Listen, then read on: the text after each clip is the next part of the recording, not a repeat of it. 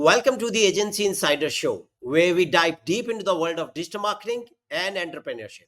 I'm your host, Navneet Kaushal, and today we have a very special guest joining us, Andrew Molz, the founder of Monster Agency and the digital marketing expert.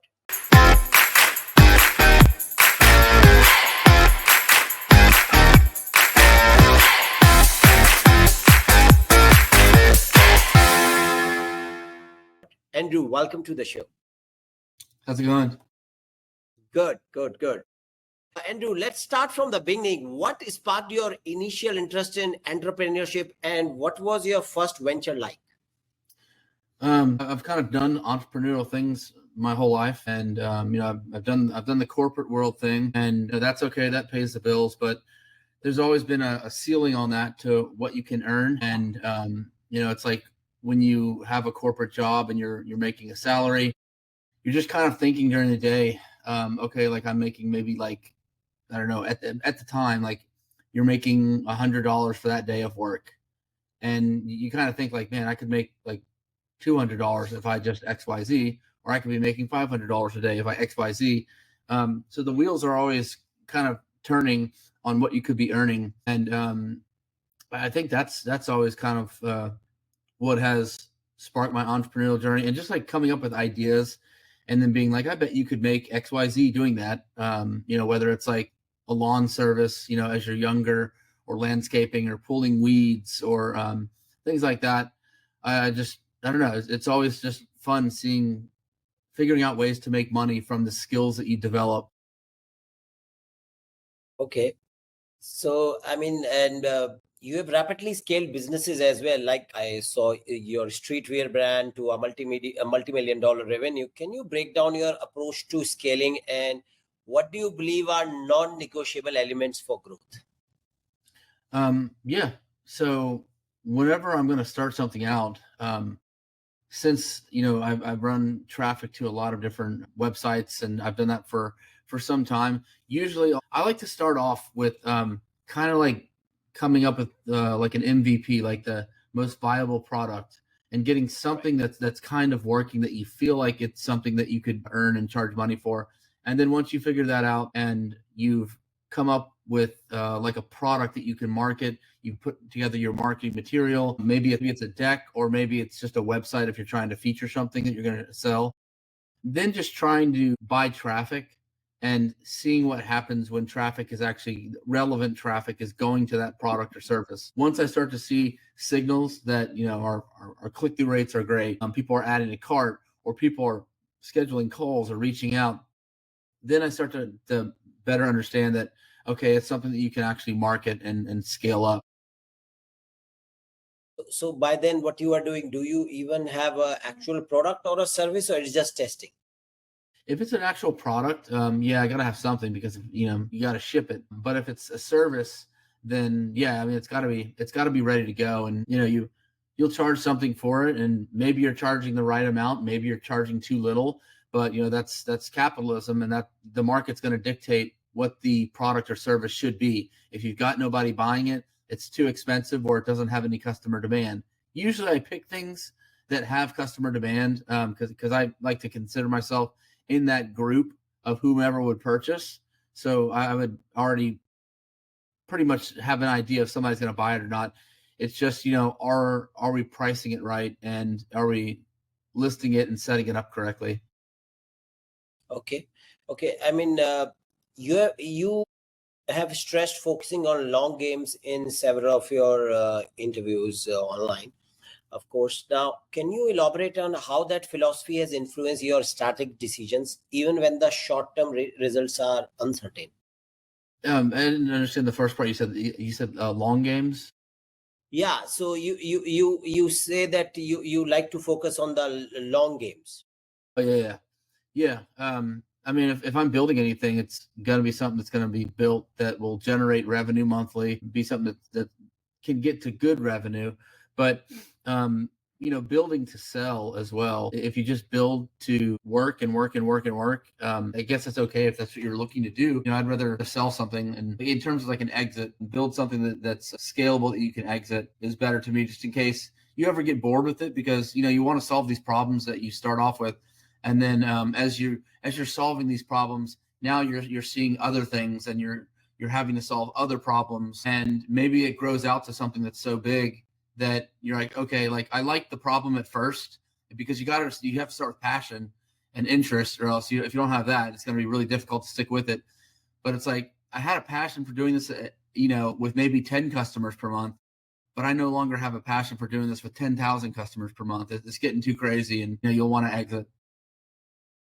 Okay. Uh, can you tell us about your journey into digital marketing and what inspired you to start Monster Agency? Yeah. I've done marketing for about 2 decades. I used to sell things out of my dorm at Texas Tech University. Entered some like new business contests when I had transferred to a University of North Texas, and got to like a final round of businesses whenever I was there and doing that. I've always liked the idea of just like being your own boss, running your own business, calling the shots. You eat what you eat what you keep. That idea is just been more fun to me. It's just like building your own business. And so that's the journey I've always kind of taken. And as the internet has evolved, and also wanting to be your own boss and wanting to have your own business, combined with the allure of the internet, and you want to better your outcome in life, to better your situation, better your family situation, everything. But you read story after story. I feel like it ramps up more and more the last 5 years, but you read story and story and story of people who have made incredible wealth because they were just selling a pet rock, or like just the most ridiculous things. I remember a story about the I think it was the graffiti artist at Meta way back in the day, who instead of getting paid, I think it was like maybe 30,000 or something like that. Instead of getting paid, he decided and opted to get stock in Facebook early on. And that guy who did all the graffiti and artwork at Facebook is, now a multi-millionaire whenever Facebook went public. I mean, just random stories like that have always been there, of like the allure that like you can do this and that. That's kind of, what's also always fascinated me to grow businesses out. And so with the advent of the internet and internet, graduating along and progressing, and things getting easier to kind of advertise and enter self-service advertising. That's what I've done for quite some time. And if you know how to fish, which is, getting customers, can be the hardest part sometimes for people. Some people do it with like organic ranking and, search engine optimization, and then you can do paid traffic with it. It's just another channel, but I like the paid channel because it's that shot in the arm of instant traffic acquired from, the interest that people are interested in, or lookalike audience, or whatever it might be. So it's always been a really fun thing to do. And how big is your agency now? We're a 40-person agency. Okay. And when did you started Monster Agency? In which year? In 2019. So I had exited my company via an acquisition. I had some software that I played around with that I was trying to get developed for the real estate industry for some time. And that was around the same time Cambridge Analytica happened. And so Facebook was suspending and ending a lot of APIs and some of the data and information that we were getting from Facebook to do our posting. That stuff was getting suspended, or the connections killed.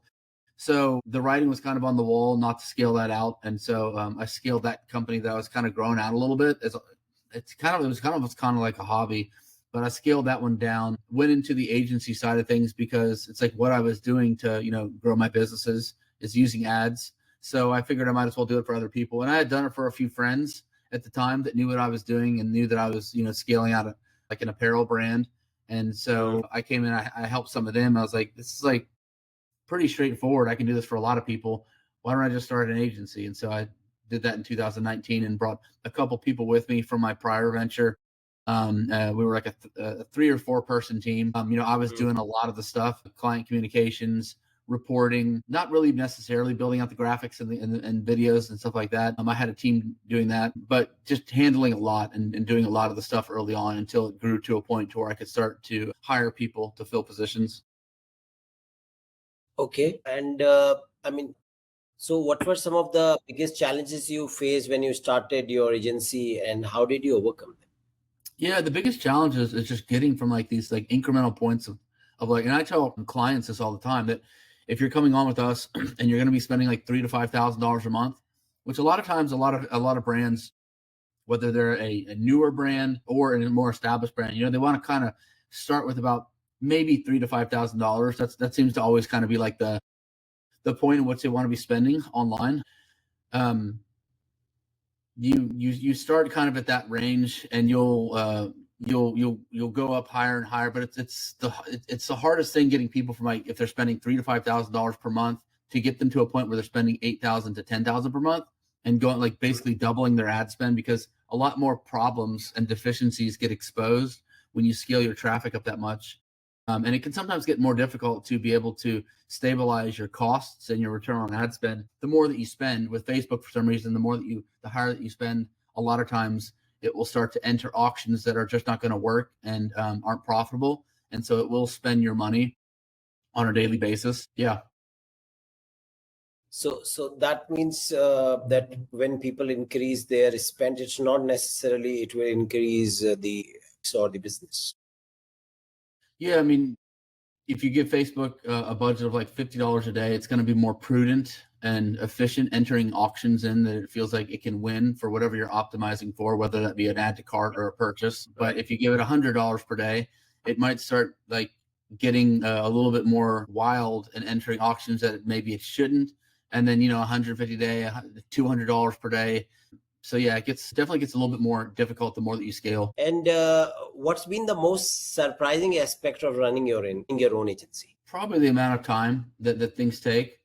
You try and be everywhere to everybody and help out, but it can be kind of time consuming. It's better than for me, it's better than like selling products.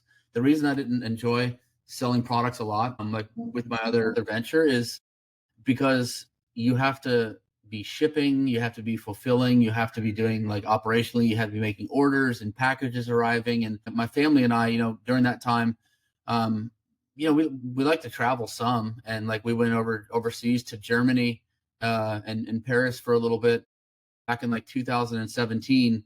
And while we were gone, we're having like packages showing up, and we're having like just like how are you fulfilling orders? Because it was my wife and myself. Like, how are we fulfilling orders while we're gone? So it felt almost kind of like you're a slave to your business, and it's like you can't go anywhere, you can't do anything because you have to be doing all that stuff all the time. That's definitely the appeal of like the ad agency stuff, because I can literally work from a laptop. Right.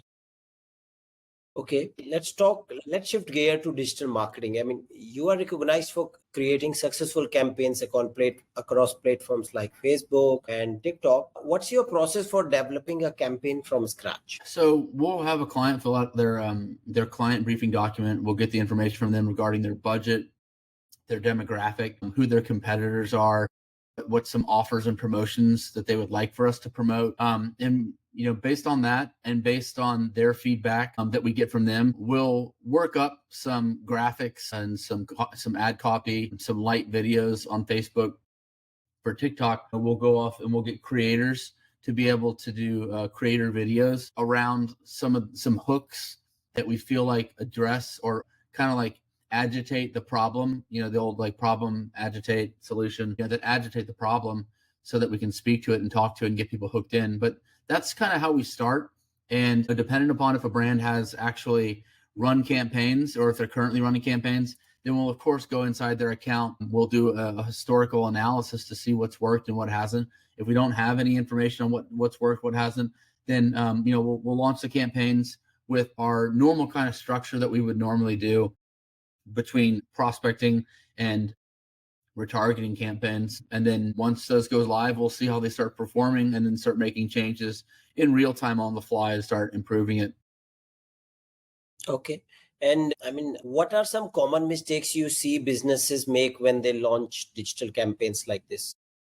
Sometimes it's not spending enough and not giving enough budget to the platform to be able to do it, not being as persistent enough. You can't just flip on ads live for like 4 weeks or 8 weeks or something like that and everything just be working perfectly, especially if you've never run ads, because like I mentioned earlier, you're going to have problems. You're going to have deficiencies exposed, and you have to address those deficiencies in real time. The ads and graphics and videos that you make those could just be flat out bad and they just don't work. You don't know any of that stuff until you actually run the ads and go live and start buying traffic. Once you start buying traffic, then you can start fleshing out your hypothesis of, I feel like this is a problem that other people have, and I'm going to address it this way. And I'm going to showcase it like this in a graphic or a video. So yeah, I mean, that's probably one of the biggest things of people that are just starting out. They don't have enough persistence with it, and they're not trying enough angles to it. There's usually I think 5 variables when people are running ads. There's the ad creative, there's the ad copy, there's the audience targeting, there's the website itself, is it converting, so the CRO on the website, and then there's the actual customer demand. So those 5 things, those are big 5 variables for especially new brands. If they're not buying traffic, there's 5 big things that could be the root cause of what your problems are from not getting customers. If your creative is bad, then that's going to affect everything else. If your copy is bad, same thing as creative, that's going to affect everything else. There's ways that you can look and find out which of those problems it is that you're having that is the one based on the KPIs in your ad account, such as if your click-through rate is really bad, then that means that either your audience targeting is off or your actual ad creative and the copy is kind of off and it needs to be improved some, especially if you're buying the right kind of traffic. Like if I sell footballs and I'm targeting an interest-based group that has an interest in football, that should be the right kind of traffic. So that's, one example. If your cost to buy traffic, like your click-through rate is really high and the landing page view cost is really high and the view content on a product page is really high, and then, the add to cart rate is spiking, then that indicates that you probably maybe have an issue on your website. Maybe your button is too low. It's not above the fold. Maybe people are seeing that product and how you're marketing it, and it's not congruent with the actual product itself. Like if you're showing this hat and the hat looks way different on the ad, they go through, they click on it and they're like, what the heck? That looks like a crappy hat. And then they just not interested in it, then that would be a high add to cart. And then, of course, if your add to cart is good and your view content cost is good and the click-through rate is good, your CPMs are all good, then you probably have something of a product demand issue. Is your product actually in demand? We get that a lot. A lot of brands sometimes will be new. We're a little bit leery with new brands that come on board because of this, but because we don't really care to have the conversation. We just run the ads. It's solely it, and we'll report back and give active feedback on what our speculation is. If you have a brand and if this is a flashlight right here, and then right here I've got something that pulls out and it's a tape measure, is there really demand for a hat with a flashlight and a tape measure in it? When you buy traffic, again, when you're buying that traffic, that will expose whether or not you have deficiencies, and that could be a deficiency of your product is just not that much in demand. But these are people's babies that we're working with and dealing with, and you don't want to be the one to say that you have an ugly baby. Right. So do you end up working with them, or you can't tell them? So what happens next if this problem? Really candid on the feedback. Hey, this is going to be a difficult project. We've done some research and we're not finding any other competitors. That could be that, you have no competitors because this is a really good project and because it's also going to be a product that's really in demand, or you have no competitors because nobody else is stupid enough to go down that road. But obviously spoken a bit more eloquently, but yeah, I mean, it can be tricky sometimes. And then some people have really gone down a road where you would have hoped that somebody close to them be like, hey, maybe you shouldn't spend all this time on building out a hat prototype with a tape measure, because I don't think people are going to but you don't want to crush people's dreams. And anyways, those people will go down the route. They'll build out a brand. They'll get logos done. They'll get branding done. They'll get their website done. They'll order product. And it's here they are. And they've got 2,000 products to try and move. And they want to go for it. They will be incredibly candid and transparent with you, but this is probably how it's going to go. Okay. Now, when it comes to budgeting for marketing, I mean, how should startups approach budget allocation between paid ads, content creation, and other marketing activities? I mean, I think content creation should be something the brand is just doing all the time. You can hire an ad agency and us, and we can come in and we can do stuff and build out campaigns and give you ideas and strategy and whatnot. like as the brand owner, you have a vision for your brand, and you should have an eye for I say it, but like sometimes people don't, but like I feel like you should have an eye for what's really good or what's really cool with marketing and advertising for your brand. I mean, you've got to be a student, and you have to constantly be learning and consuming things in your continue to level up and see, hey, that competitor's doing that really well. That's a really good idea. Or man, better be sure not to do stuff like that. Yeah. Okay. And you often emphasize the role of data in decision making. How do you leverage analytics to refine marketing strategies, and what metrics do you actually prioritize? I mean, analytics drive really everything. Everything's developed based on experience and strategy in the beginning, but the analytics are definitely going to be what guide us, because if we're getting a zero return on ad spend, that's not going to be acceptable. So that is definitely a really, really big part. What was the second part of that question? The second part was, which metrics do you prioritize for the analytics? Which say that word again? What metrics do Oh, you okay. prioritize? Yeah. So normally, like if it's e-commerce, direct to consumer, return on ad spend is going to be probably one of the biggest ones. Of course, cost per acquisition can determine things as well. If you're in lead gen, it's going to be cost per lead, cost per complete registration. Things like that will be measured and judged based on the lead cost.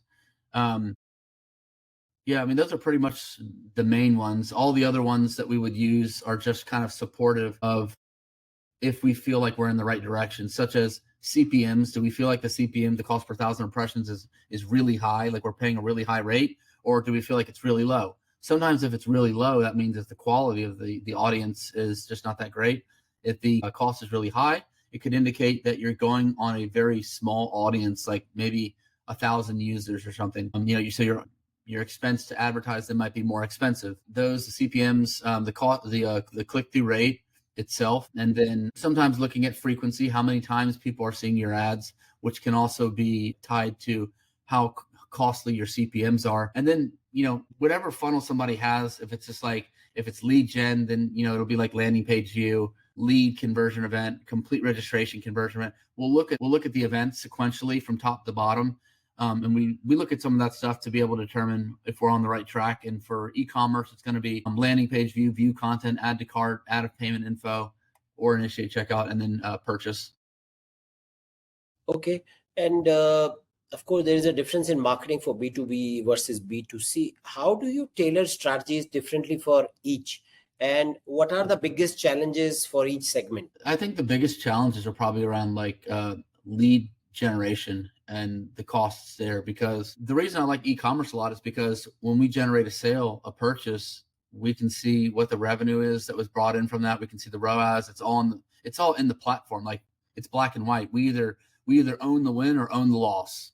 With lead generation, like if we're generating leads for an attorney or a company, that the biggest issues I find is that it's not a clear line in the sand, such as we generated the lead, here it is, our job on that is done. I don't like having to get pulled into auditing someone's website or their follow-up processes or their automations, because I'm not here to run your business. I'm here to run your ads. And if I'm having to get into your CRM or walk you through that stuff, I definitely don't mind giving pointers and help and feedback. I like being a really good partner and consultative in that approach.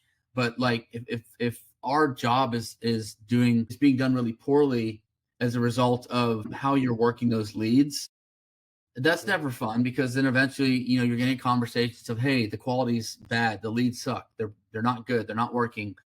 And then you inevitably get pulled into the part of like, okay, well, what happens when the lead gets generated? And they'll say, well, we put it in a Google sheet, and then somebody here will give them a call. And, you have some archaic processes like that where people just don't have a good streamlined type of system versus, some people who have the CRM. And once they get in the CRM, they get an automatic text, they get an automatic email, somebody contacts them immediately. There was a study done by MIT that I keep that document. And I like to share it with business owners who we're doing lead generation for, just in the event that we do go down that road, so I can share with them how impactful it is if you contact your lead within the first 5 to 10 minutes compared to like 30 minutes later. It's astonishing the drop off and the quality and how people will get amnesia if you call them 45 minutes later and like, I never filled out a form. Yes, it happens with us at times. So I can relate Yeah. with that. Right. And are there any specific platforms you believe are more advantageous for B2B compared to B2C? Yeah, I mean, I think that like B2C, I mean, Shopify is like the gold standard when it comes to e-commerce. I mean, that's, everything just works on there. And, if we've got a client that's on WordPress with WooCommerce or BigCommerce or Magento, it seems to always be kind of like a little bit of an issue. For B2B, really, I've seen some really ugly websites convert. So I'm kind of agnostic when it comes to how websites look when it comes to B2B, because you could have like a form, a widget embedded, and that form is automatically pulled in via API to some sort of CRM. Really, just if they've got a process that's convertible, a website that looks up to date, a sticky button that sticks on the page at all times, no matter where somebody's scrolling, so that it prompts them to enter name, phone, email, and they've got a systemized process like that. I'm fine with anything somebody has. All right. And of course, Monster Agency is known for innovative marketing tactics. Can you share a campaign or a strategy that you are particularly proud of and what made it successful? Yeah, I think we've done a lot of campaigns without naming, specific brands and names and stuff like that. There's one campaign that we had done. Let me think of how to describe that one. We used a lot of GIFs in it. The account was really sticky and not budging, and it just wasn't moving. We had tried a lot of different things. We had scaled it up. They had started with us spending about I think maybe $3,000 or $5,000 a month.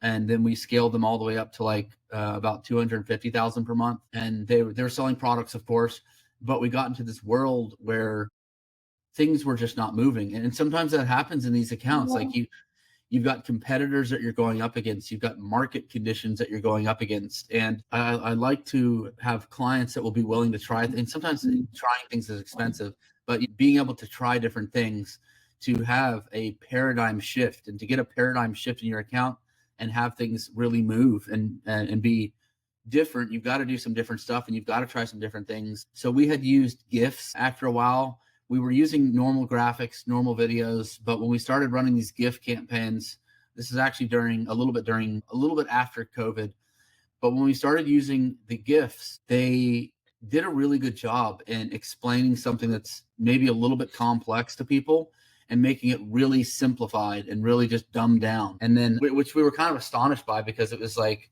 it didn't really fit brand best practices to be running a GIF as like an ad. People are like, they have clean graphics and branding and stuff like that. And then you run like this, just like rough and dirty kind of GIF, and then it gets the job done and it starts working.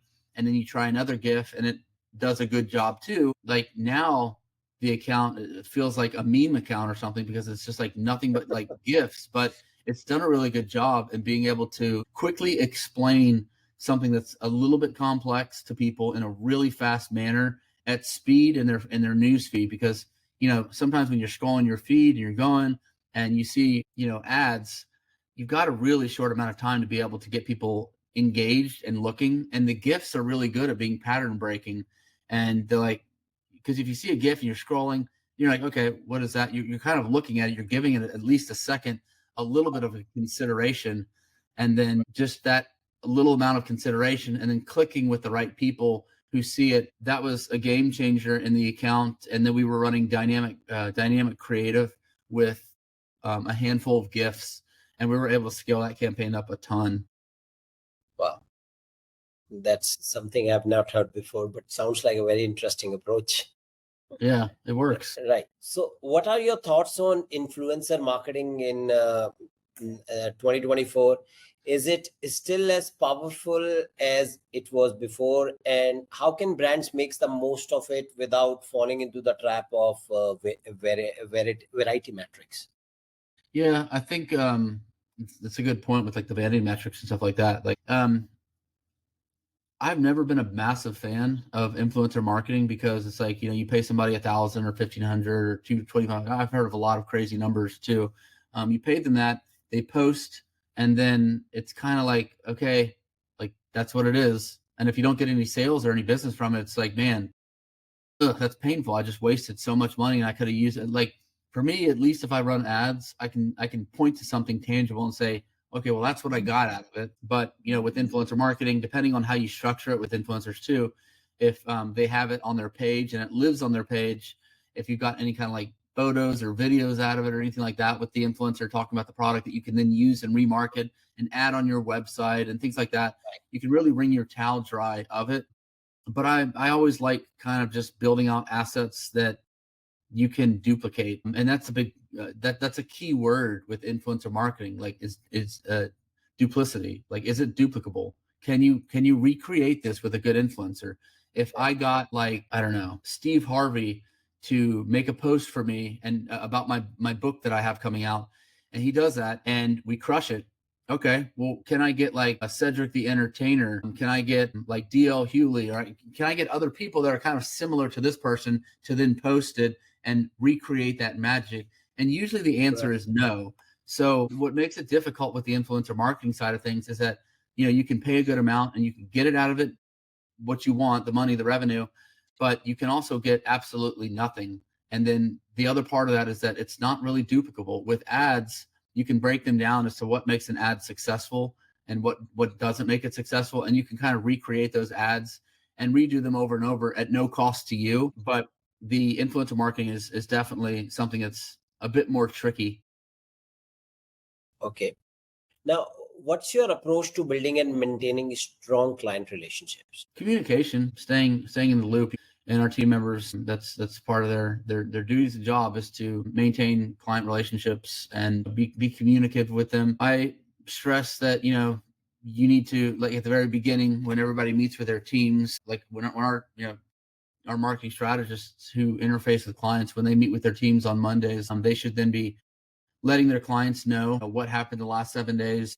What are we planning to do for this 7 days to, either stabilize the good results or to improve results that were not great. We're laying that over to clients and keeping them in the loop ahead of time. We have reporting that comes out on Tuesdays, letting them know that and keeping them up to date with their account and what things are being done. And if results aren't great, what we're doing to improve them. I think that is a big thing. But then also just kind of meeting people where they are in their business. And if we feel like things can be improved based on what we're seeing on the website or something that can be shifted or changed to get better results, relaying that over to them and just trying to be a good partner so that they can get in the best position possible to get converting ads. So it's more not seeing client relationship as just transactional, but rather than looking at it as a partnership. Yeah, very much so. Now, how do you handle situations where client expectations don't align with marketing realities? I mean, you gave one example, of course, but for other situations. Yeah. Like basically if someone's not getting the results that they need, we'll have a call and discuss what's going on with things and see where we can improve them. I mean, it's just like, I think it's just having candid communications and not being, worried or nervous to dance around the fact that like the results are coming in. We can only do what we do and what we've promised upon with, when we're sharing over a deck in the interim in the beginning, before somebody comes on board. It's like, hey, this is what we'll do. This is our process. But do we have a 100% hitting rate and everything works? No, absolutely not.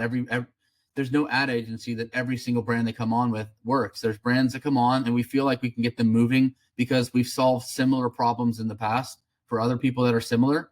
But sometimes it just does, it either really what it comes down to is just like financial runway. And, you've only got a certain amount of time to be able to get something working, proven, and a light at the end of the tunnel before someone's like, hey, this just isn't working. We need to kind of stop. But there are some scenarios where we have literally tried like everything possible. This happened with a brand that sells like these dog cargo kind of hammocks and cargo liners so that your dog could be in their car. Right. We thought it was going to be a really good job on TikTok, and there's a lot of like dog people on TikTok, and we would be able to move it and sell it with TikTok Shop. The brand thought the same thing as well. So we were all pretty bullish and excited to get it going. But when we started actually running the ads and buying the traffic, people just weren't coming through and buying it. And I think that you still with me? Yeah, I just had the power switch, right? Yeah, so you started buying the traffic and then? Yeah, so we started buying the traffic and getting it come in, and not as many conversions as we would like and hope for. And this is a brand that sells a lot on Amazon and does kind of decent on Google and not too bad on Facebook.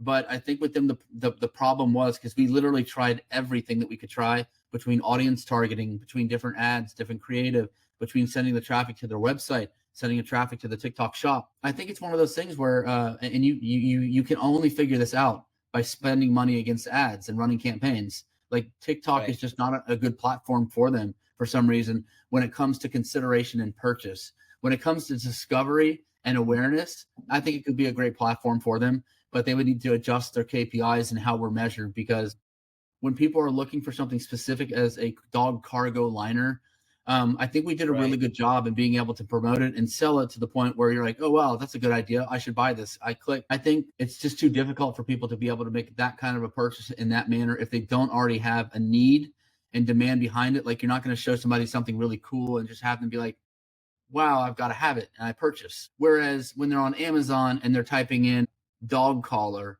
or dog leash, or same thing on Google, when they're doing relevant searches around keyword phrases that are relevant to that brand, it's easier to buy people and meet them where they are, and sell them a product that's going to be useful. Right. So did you end up then having this brand get more business through Facebook or Amazon ads? No, so they already do stuff on Facebook, and they do stuff on Google and Amazon already. Our job was to come in and run the campaigns, get all the creator videos, and try to prove this thing out on TikTok. But after like 2 months, it was just not working. And I let them know that in our communications that we've literally tried everything. We can continue trying stuff, but I feel like it's just going to be burning money at this point. And it's best to just fold it, and you spend that money better allocated towards platforms that are actually generating revenue. It happens sometimes like that. It's just the nature of the business, but I think it's how we handle those communications and interact and work with clients, which determines a lot of the relationship and the character of our agency. I think agencies can get like a reputation for being slimy and bad agencies for a reason, because there are a lot of agencies out there that will, just do things that they shouldn't when it comes to a client wanting to leave or offboard or things like that. But, we try to handle the communications and the relationships with empathy, so that, we're putting ourselves in their shoes as well. And if it's just not working, it's just not working. There's no sense in trying to, bleed someone dry for money or payments. I mean, it's just not right. Okay.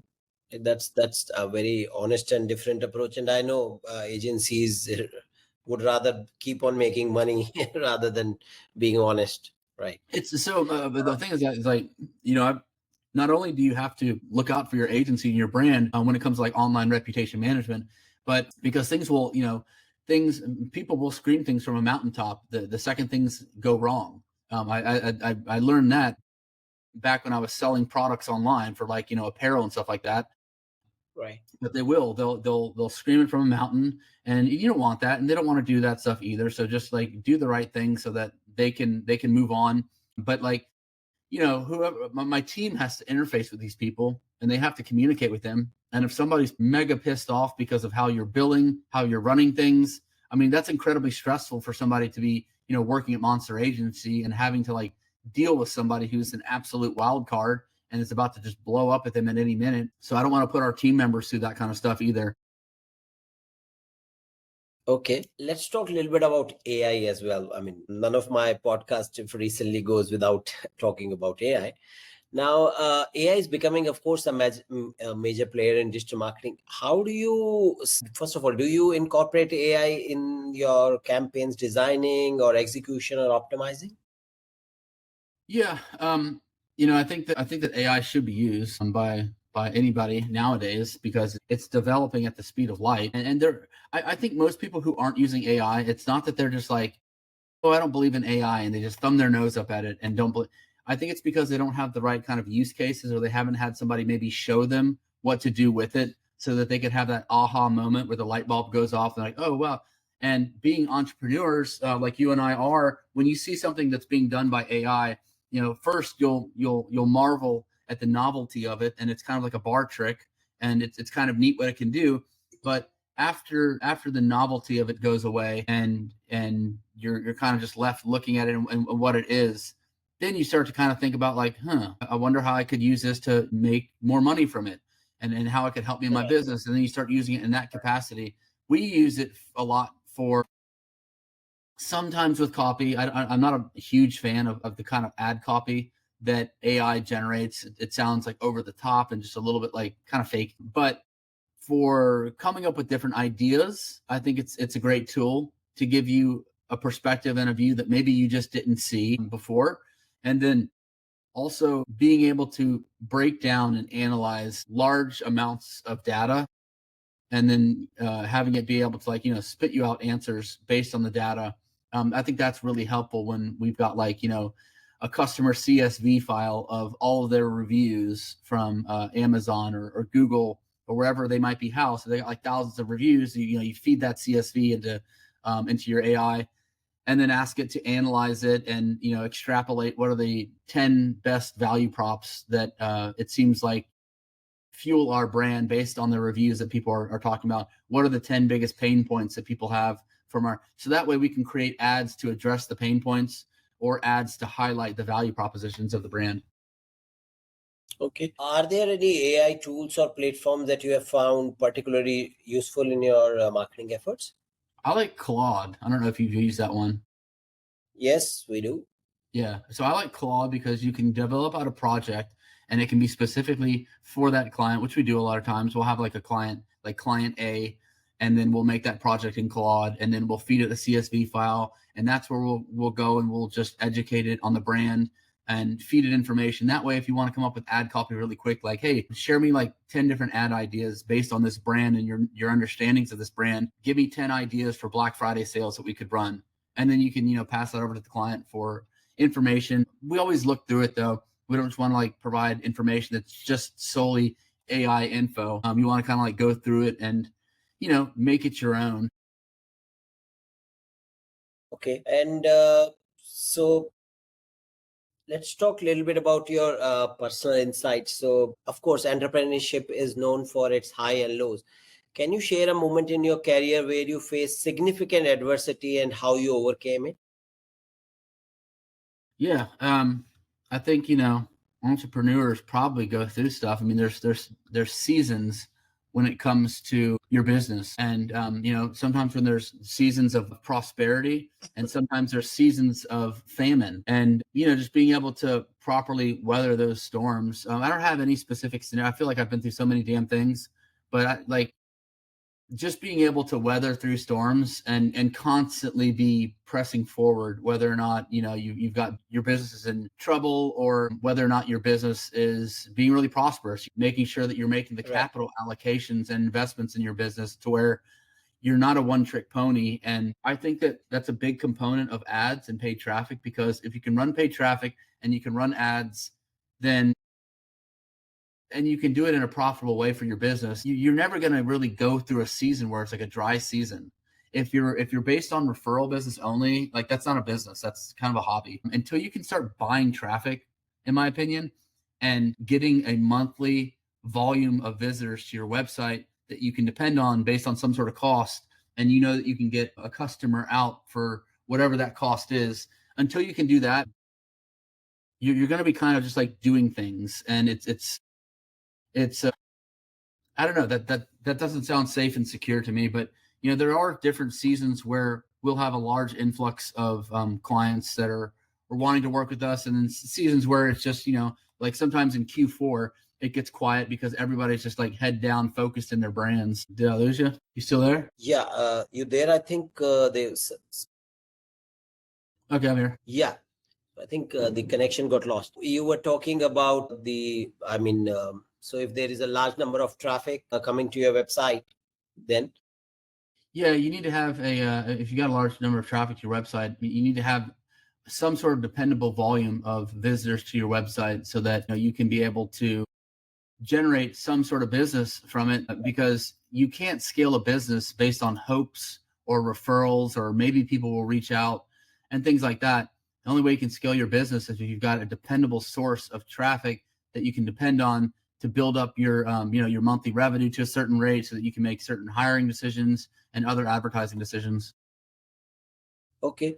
Now, what keeps you motivated during challenging times, and how do you maintain a growth mindset? Say that first part again. What keeps you motivated during challenging times? I mean, just my family, and we've got people to take care of here in our organization as well. But yeah, I mean, just that. And I've been doing this for so long that, there's going to be points like there's going to be peaks and valleys, and just understanding that it's just a cycle, and you go through it, and then you come on the other side, hopefully better, and you've learned some more stuff and continue to develop on. But yeah, I mean, if anything, really just family and people depending on you. Okay. What books, podcasts, or resources have had biggest impact on your entrepreneur journey?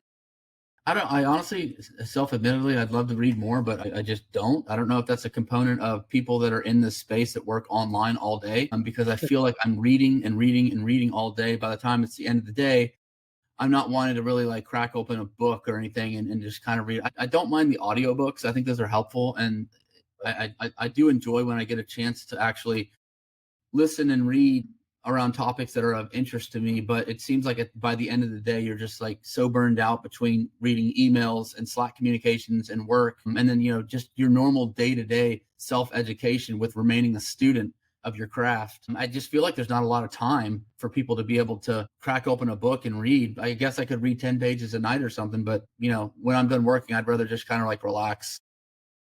Right. Now, did you had when you started out, or did you had any mentors? Not really. I think just like, how long have you been doing SEO for? 22 years. Okay. So like in the beginning, early days, a lot of times mentors were just like, random person like Cat in the Hat 22 on Black Hat Forum. Like, Right. that's the community that you're in. And a lot of digging and investigating and reading, my journey to $100 a day or something like that from other people, seeing what they've done, looking at what they've done, thinking about maybe what idea do you want to jump into? Do I go into affiliate marketing? Do I go into Facebook ads? Do I do drop shipping? Do I do local SEO? There's no shortage of ideas on there. And I think that when you're starting out in the beginning, getting on some of those forums and like reading through people's journeys and their methods and what they're doing, and then trying to do it yourself, all most people need is just a little bit of a spark and to get a couple wins. I think once you see like, whoa, I can actually generate money doing this online, that wasn't too hard. What if I did it for 10 people? What if I did it for 1,000 people? What if I did it for 10,000 people? And then that's usually how a lot of people's entrepreneurial journeys have started. I think the drop shipping thing is something that had pulled in a lot of people that they could just buy a store, list some products from Alibaba, and then be off to the races and get infinite riches. But that method and doing all that stuff is really kind of dead. It's more about brand building nowadays. Right. If you could give one piece of advice to your younger self, what would it be? I don't know. I think maybe like something around like persistence, because when you're younger, you just want things to happen and to go and to move. But if you're persistent with something and you persevere, like I don't know anyone in internet marketing who I've known for a bit who just hasn't made a decent amount of money. Everybody I know has, and everybody I know for the most part is persistent and they persevere. If one thing doesn't work, they go on to the next thing, and eventually they have a hit and something that works. You don't know about their 10 failures because they don't talk about that, but you know about the one that kind of blew up for them. But if you don't have perseverance, you're never going to be able to make it in the internet marketing or trying to do anything with building a business online. Okay, right. So now we are in the final segment of our podcast, and they're going to be a rapid fire round. I'll ask you some light-hearted questions, and you need to respond with the first thing that comes to your mind. And are you ready? Yeah. Let's go. Favorite marketing tool or app right now? I'll say Claude. Okay. Best piece of advice you have ever received? Always tell the truth and don't do anything that you wouldn't do with your parents there. All right. What's your biggest pet peeve in digital marketing? Probably get rich quick stuff and people that lie about like what it is that they're doing. Okay. If you weren't in marketing, what career would you be pursuing? If I wasn't in marketing, what would I be in? What career would you be pursuing? You said what carrier? Right. So if you were not doing marketing, what else would you be doing? Probably marketing. Well, I guess like something in sales, something around the lines of that. Okay. And who's your entrepreneurial role model? The anti what? Your entrepreneur role model. Probably like Elon Musk. Okay. Okay, with that, we come to the end of this podcast. Andrew, this has been an enlightening conversation. Of course, your insights into entrepreneurship, digital marketing, and how you value your clients are, of course, very invaluable. And I hope our readers, our listeners learned a lot of it. Thank you for sharing your journey and expertise with us. Before we wrap up, where can our listeners find you online, and what's the best way to stay updated to your latest projects? Just on anything, if you Google my name, Andrew Molz, you'll find all my socials and stuff like that. What was your second question? My second question was, and what's the best way to stay updated on your latest projects or latest work you are doing? Probably on like just our website, monsteragency.com.